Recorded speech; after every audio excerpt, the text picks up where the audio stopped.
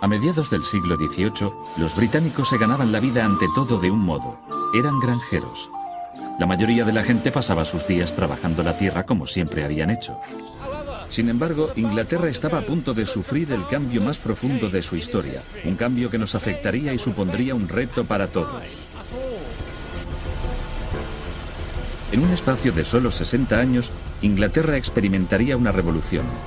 Una revolución que sacaría al trabajador del campo y lo llevaría a la ciudad. De una economía rural a las fábricas urbanas. Esta es la historia de las máquinas y de la gente que, para bien o para mal, crearon nuestro mundo del trabajo moderno.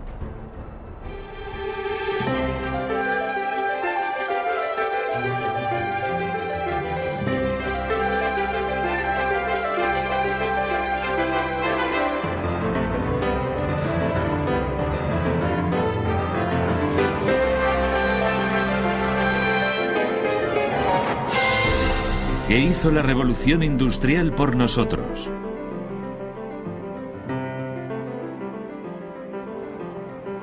Maravillas de fábrica. Hace 250 años, los granjeros georgianos ya estaban cambiando el aspecto del paisaje. La población se estaba disparando en Inglaterra, así que cogieron las zonas pantanosas, las tierras yermas y los bosques, los secaron, los vaciaron y empezaron a ararlos.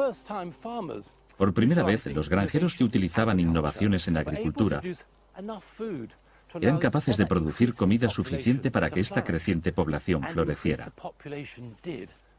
Y la población creció con fuerza. En 1750, en Inglaterra, había 5,5 millones de personas. En 1850, la población había aumentado a más de 16,5 millones. Absolutamente increíble. Con tanto crecimiento de cultivos y gente, las viejas tecnologías ya no podían dar abasto. Los molinos de harina en particular querían mejorar su máquina más importante, la rueda hidráulica. Usada desde la época de los romanos, la rueda hidráulica seguía siendo la principal fuente de energía, pero era el centro de un cada vez más acalorado debate. Había dos diseños básicos, la rueda impulsada por abajo y la misma rueda impulsada por arriba. Unos pretendían que la rueda impulsada por abajo era 6 veces más eficiente que la rueda impulsada por arriba. Otros insistían en que la rueda impulsada por arriba era 10 veces mejor.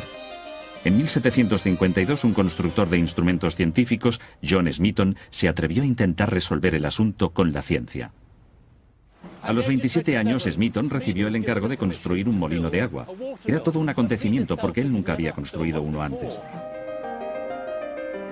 Para decidir qué diseño utilizaría en su molino de encargo, Smeaton construyó un sofisticado modelo de madera. Este le permitía testear la cantidad de energía ejercida por la rueda hidráulica impulsada por arriba y por la rueda hidráulica impulsada por abajo en el mismo marco de madera con la misma altura de caída de agua. Ahora voy a dar un repaso a este significativo experimento. Esta de aquí, por supuesto, es la rueda impulsada desde abajo y funciona así. Abro el depósito, sale el agua y chorrea por debajo de la rueda y gira las palas. Ahora bien, aquí está la rueda impulsada por arriba. Lo mismo de antes, abro la esclusa y el chorro de agua sale por aquí. Debo decir que con el mismo volumen, sin ninguna duda. La potencia del agua es la misma en ambas ruedas. Lo que resulta interesante es que giran en distintas direcciones. Entonces, ¿cuál tiene más fuerza? Bueno, tendremos que hacer el juego de la cuerda para averiguarlo. Se puede hacer conectando las dos ruedas con esta barra de aquí. Por supuesto, la rueda más fuerte predominará y arrastrará a la más débil en su dirección. Que empiece la batalla.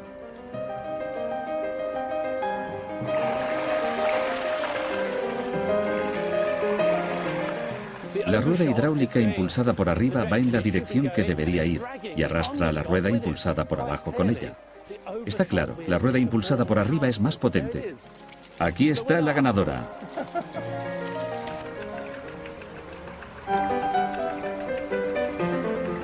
Smeaton mostró con su experimento que la rueda impulsada por arriba es aproximadamente el doble de eficaz que la rueda impulsada por abajo. La clave es la gravedad. La energía de la rueda impulsada por arriba es mayor porque cae desde arriba. No queriendo precipitarse en sus conclusiones, Smeaton tardó 6 años en publicar sus hallazgos. Los detalles de su análisis me han dejado un poco desconcertado, pero asombró a sus coetáneos. Con esta prueba científica y el análisis del resultado, Smeaton presentó un argumento sólido sobre la eficacia de máquinas que otros podrían continuar. Smeaton realmente había puesto los cimientos para la moderna profesión de la ingeniería civil. En manos de otro hombre, Richard Arkwright, la revolución daría el próximo paso crucial. Arkwright tenía una máquina totalmente nueva que funcionaba con la rueda hidráulica impulsada por arriba de Smeaton. Estaba escondida en un valle remoto de los Peninos en Derbyshire, como en una fortaleza. No quería que nadie viera lo que tenía allí dentro. La máquina secreta de Arkwright transformaría la manufactura de la industria campesina tradicional que se había mantenido intacta durante generaciones. El hilado de algodón. Para producir hilo de algodón a mediados del siglo XVIII, el algodón en crudo se hilaba en la rueca tradicional. El hilador primero sacaba las fibras de algodón y al mismo tiempo las juntaba con un giro y las introducía en la punta del huso. Entonces, la hebra que salía se tejía de nuevo en un huso. Era una labor de trabajo intensivo, muy especializado, pero requería mucho tiempo y solo producía un hilo muy frágil. La máquina de Arkwright cambiaría todo esto. La historiadora textil Anna Benson nos puede explicar cómo. Y ahora, Anna, aquí hay algo bastante diferente, una máquina que revolucionó la producción de hilo, el marco giratorio movido por agua de Arkwright. Una cosa maravillosa. Anna, ¿puedes contarme cómo funciona este marco giratorio movido por agua? Quiero decir, lo que veo aquí es casi igual que el algodón natural que tenías allí en la mano, ¿verdad? En esta máquina, todos los procesos que he hecho en la rueda grande se hacen al mismo tiempo. Así que ponemos este algodón aquí detrás y estos rodillos están ajustados para ir a diferentes velocidades. El de atrás va más lento que el de delante y este trocito que yo estaba haciendo en la rueda grande se hace aquí. Va sacando las fibras de forma que cada vez es más fino. De acuerdo. Ahora puedo ponerlo en funcionamiento para ver lo que quieres decir. Tengo la rueda girando a mi ritmo y luego pongo en marcha el mecanismo así y... Ah, allá vamos. Es fantástico, lo hace todo a la vez. Lo va cogiendo, hilando y tejiendo. Años antes se habían patentado unos rodillos de ajuste, pero fue el genio de Arkwright quien creó el sistema para que estos rodillos de ajuste funcionaran. Entonces, obviamente, está haciendo más hilo más deprisa y también, a mi entender, la calidad es mejor.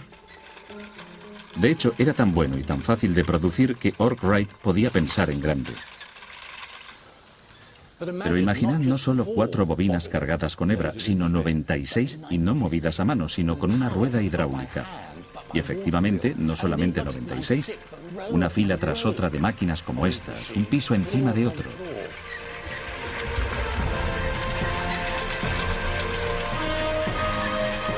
Un sueño como este implicaba un tipo de edificio totalmente nuevo. Era la catedral de la revolución industrial, una fábrica.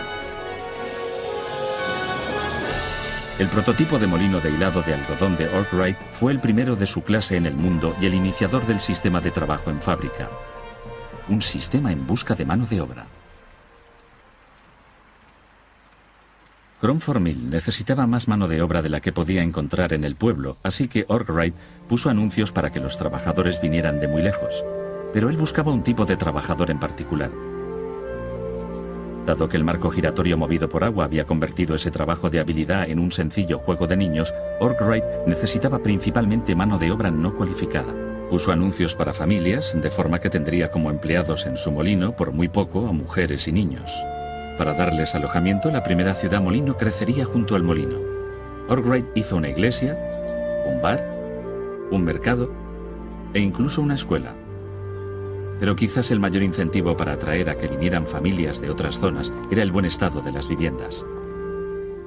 Durante los años 1770, Arkwright construyó estas casas en North Street para su mano de obra. Son realmente bastante alucinantes. Comparado con la vivienda media de la clase obrera en la época, esto es realmente algo muy especial. La gente que haya vivido aquí, los pobres o incluso muy pobres, urbanos o rurales, habrán estado realmente fascinados por este alojamiento palaciego. Esto tuvo que haber sido un gran incentivo para trabajar en el molino. ¿Y cómo trabajaban? De día y de noche.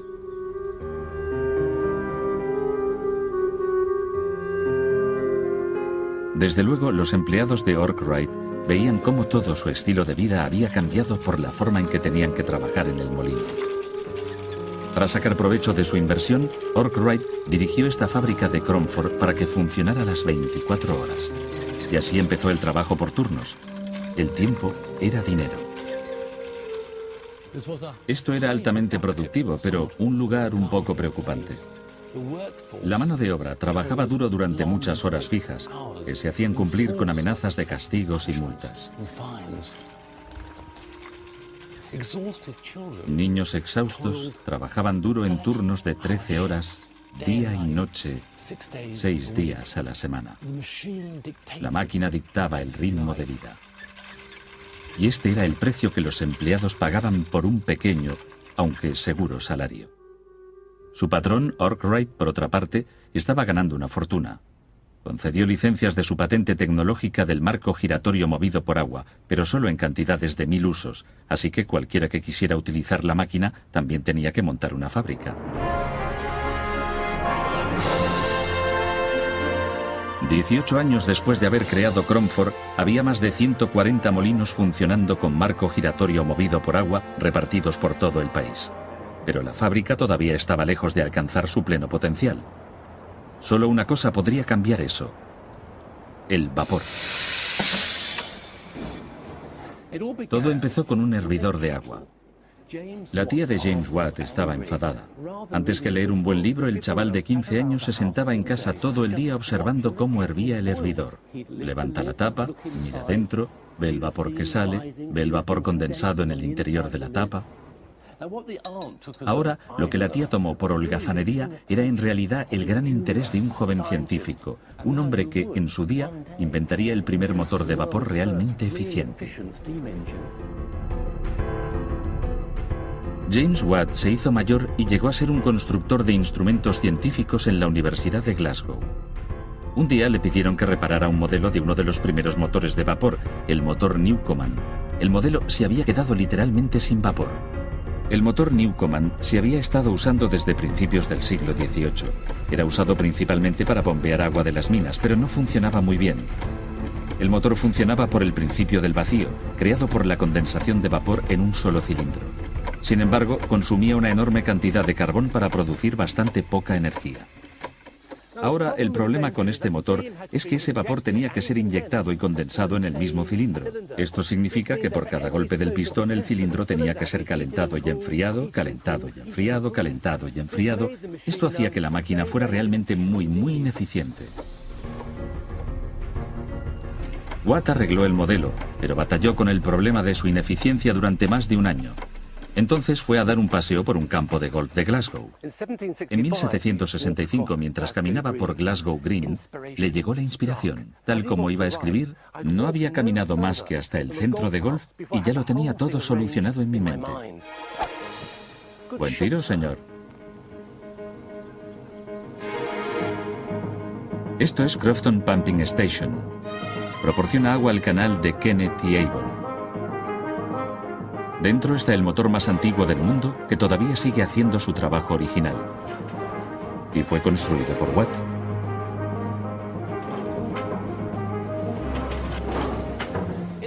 En el motor Newcomen, el vapor era inyectado y condensado en el mismo cilindro, haciendo que fuera realmente poco eficiente. Este hombre, Watt, tuvo una sencilla, ingeniosa idea, un verdadero salto adelante. En su motor, el proceso de enfriado estaba separado del cilindro. Y aquí tenemos este condensador, aquí abajo, algo maravilloso, lo cual significa que el cilindro de arriba permanecía caliente todo el tiempo. El vapor del hervidor entra por el cilindro de la parte superior, empujando hacia abajo al pistón de dentro. Al final del recorrido, la presión del cilindro es ecualizada, y el peso natural de la barra de la bomba tira del pistón hacia su posición inicial. Mientras sube, una válvula libera el vapor dentro del fondo del cilindro. Con cada golpe descendente, este vapor es recogido en el condensador separado donde queda condensado. Este proceso crea un vacío que hace bajar el pistón cuando el vapor de arriba lo empuja hacia abajo. Este increíblemente eficiente uso del vapor significa que el motor de Watt consume menos de la tercera parte del carbón utilizado por el motor Newcomen. Es también 2 veces más potente.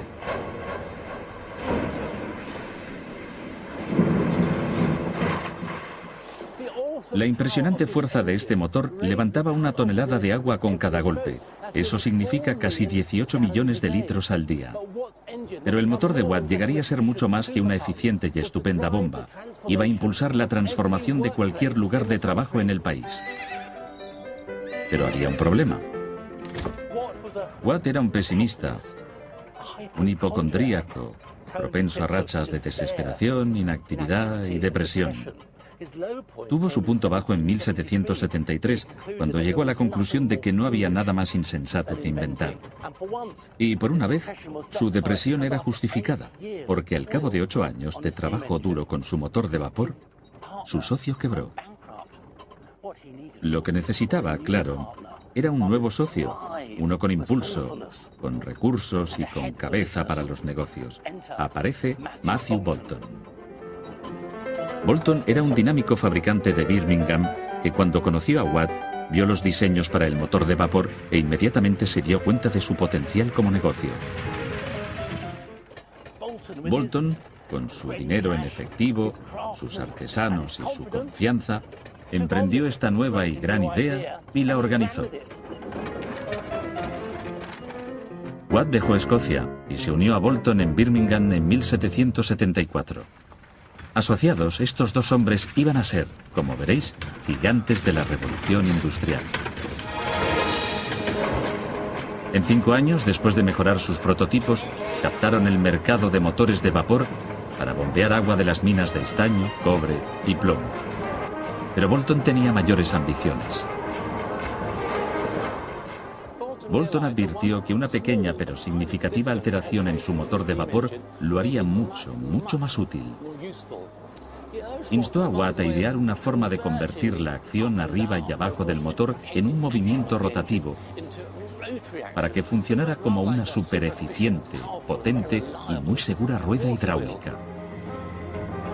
Con un brazo unido al piñón del cigüeñal, controlando un sistema de correas, el motor de vapor podría impulsar no solo una máquina a la vez, sino toda una serie de ellas. La energía del vapor estaba a punto de cambiar el mundo y el lugar de trabajo. No solo para el minero, sino para el fabricante, el obrero de la fundición de hierro, el trabajador textil, el destilador e incluso el alfarero. El vapor era ahora un gran negocio. Y el lugar de donde arrancó fue la ciudad en la que ocurrieron más cosas de la revolución industrial, Birmingham. Aún hoy, más de 200 años después de que se conocieran, todavía puedes cruzarte con Boulton y Watt. Me pregunto si, cuando se hicieron socios, se dieron cuenta de que crearían uno de los primeros negocios corporativos internacionales, no solo con fábrica, sino diseño, marketing y personal de oficina también. Pero el éxito trajo consigo montañas de papeleo. En la casa de Boulton, Soho House, todavía en pie hoy, Watt mostró a su socio financiero cómo podía mejorar la velocidad y eficiencia de sus oficinistas. El lúgubre Watt creó la precursora de una herramienta clave en la oficina. No podemos imaginar cómo lo haríamos sin ella, la fotocopiadora. Esta cosa asombrosa es eso, una de las copiadoras de Watt. Bueno, la tinta era muy importante, había que usar una tinta especial, tinta mezclada con azúcar y un buen chorro de coñac francés. Bien, ahora yo transformo lo que parece un escritorio portátil en una prensa de imprenta. Asombroso.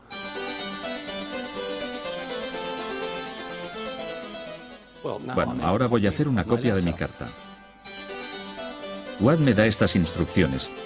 Cubra la carta escrita con tinta especial con una hoja de papel copiativo cuidadosamente humedecida y coloque ambas entre 2 trozos de cartulina. Luego, enganche la manivela al rodillo, inserte la carta intercalada en el cartón y finalmente pase la prensa por encima 2 veces. Vamos a ver.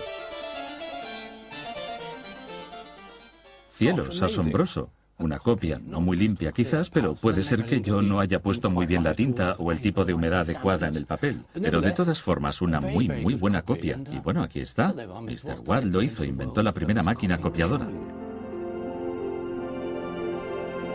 La prensa copiadora de cartas era sencillamente un éxito de ventas. La fábrica de Bolton en Birmingham era un productor consolidado de una gran variedad de artículos. Su único argumento de venta era su soberbio y constante nivel de calidad. Objetos de plata asombrosamente bellos, hebillas, medallas, joyas y, sobre todo, botones. Incluso el rey y la reina eran clientes, y con los británicos georgianos de todo el país siguiendo la moda, la demanda de botones era alta.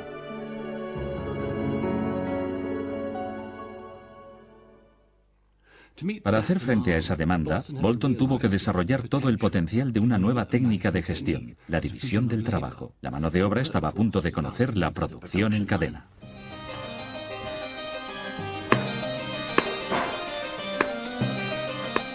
La genialidad de Bolton fue acabar con las etapas de producción. Uno que visitara su fábrica veía cómo, en lugar de emplear una sola mano para producir un botón, trabajadores con habilidad y sin ella realizaban diferentes partes del proceso, ya sea redondear, estampar, cortar, grabar o dorar.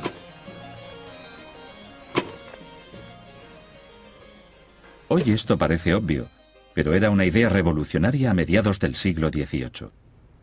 El economista más famoso de su época, Adam Smith, describía en su obra La riqueza de las naciones cómo la producción de un alfiler era industrializada por la división del trabajo. Adam Smith se fijó en que la fabricación de un humilde alfiler se puede dividir en 18 etapas distintas de variada dificultad y complejidad. Por ejemplo, sacar el alambre, estirar el alambre, añadir la cabeza del alfiler, bastante complicado seguro, una cosa tan diminuta, y luego, claro, el afilado del alfiler. Ahora Smith advirtió que si participaban 10 personas en la producción de alfileres, siendo cada una responsable de una etapa diferente de fabricación, entonces en un día se podían hacer 48.000 alfileres, una media de 4.800 alfileres por persona. Por otra parte, si una sola persona intentaba hacer un alfiler realizando todas las 18 etapas diferentes, entonces tendría suerte si hacía 20 alfileres al día. Más, mejor y con menor esfuerzo y coste. Esto era una empresa de consultoría estilo siglo XVIII. Esta fábrica de botones en Birmingham, que es el origen de la época de Bolton, todavía trabaja mucho. Aquí podemos ver cómo cada etapa la realiza una mano diferente. Y todavía hoy esta es la forma más económica de producir las cosas. Con la energía de vapor y una mano de obra organizada dirigiéndola, la revolución industrial era imparable. A principios del siglo XIX, la minería, la ingeniería y la fabricación avanzaban literalmente a todo vapor, dejando atrás a la vieja economía agrícola.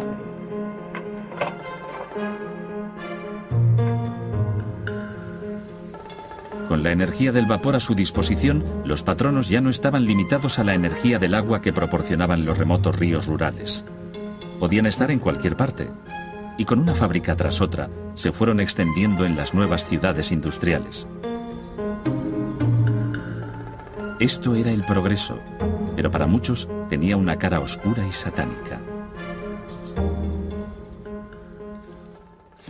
La industrialización tuvo lugar con muy poca intervención por parte del gobierno.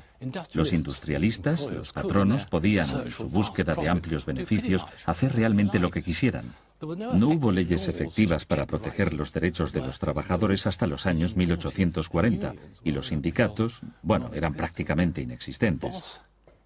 El jefe tenía al trabajador casi a su merced, y ninguno era tan vulnerable como el tejedor.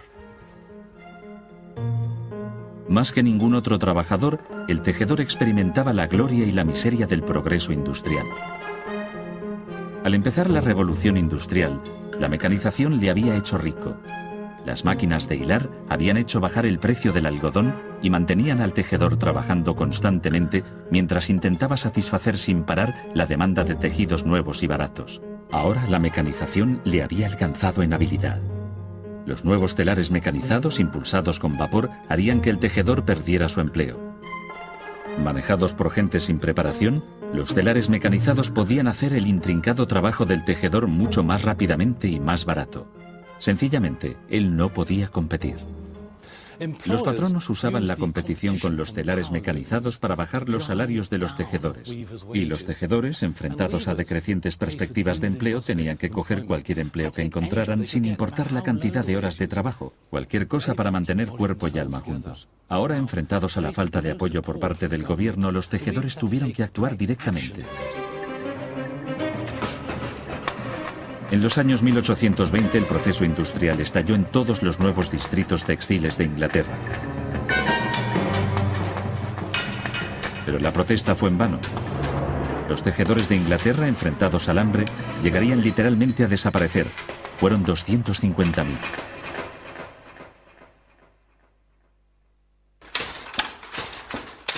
Un telar especial que no solo revolucionaría el mundo del tejedor, sino que pondría en marcha la revolución tecnológica de hoy, el telar Jacquard.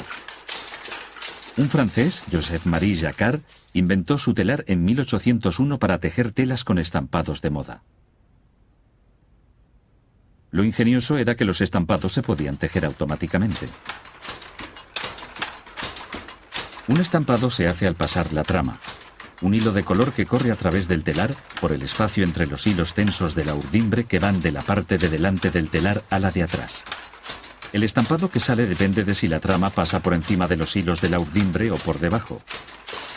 Para que eso ocurra, algunos hilos de la urdimbre se levantan, mientras que otros se quedan en su sitio. He venido a Paradise Mill, en Macclesfield, para que nos lo cuente una tejedora, Sarah Lees. ¿Cómo sabe el telar qué hilos de la urdimbre hay que levantar, cuáles hay que dejar en su sitio y en qué orden? Bueno, todo está controlado por el Jacquard desde arriba y con sus tarjetas perforadas que le dicen cuáles quieren dejar o coger. Veo aquí montones de tarjetas, cientos de tarjetas con miles de agujeros, pero no acabo de entender cómo funciona. ¿Me puedes dar más detalles? Tengo un modelo para mostrárselo claramente. ¿Quiere verlo? Estupendo, déjame verlo. Sí, claro. Sí, por favor. Todo depende de estas tarjetas de aquí. Estas tarjetas están presentadas a estas agujas con resorte. ¿Puedo tocarlo? Sí, claro. Están bastante afiladas. Muy bien, aquí están. Las agujas están aquí y se meten en los agujeros. Sí, y estas van, a su vez, presentadas a estos ganchos. ¿Y entonces controlan los hilos de la urdimbre por debajo? Si hay un agujero en la tarjeta, la aguja pasa a través de ella y el gancho se queda encima del plegador, que se levanta. Entonces, si hay un agujero, el hilo de la urdimbre se levantaría, mientras que si hay una parte sólida, el gancho es empujado fuera del plegador y el hilo de la urdimbre se queda abajo. Si muevo el pedal, se puede ver como cada vez coge hilos diferentes. Increíble. Así que estas tarjetas son básicamente el código para el estampado en el tejido. Sí. Esto parece algo muy innovador. Lo era. No solo controlaba el Jacquard, sino que más tarde esto condujo a los primeros programas de ordenador. Así que los mismos códigos del sistema binario se usaron para programar el telar Jacquard.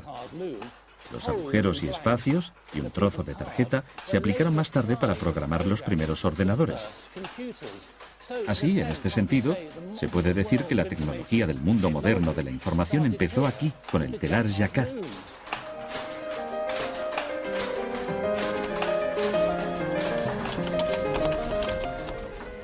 Muchos rasgos clave de nuestra vida laboral de hoy en día: la corporación centralizada, el trabajo en cadena, la línea de producción, la fotocopiadora, incluso el ordenador.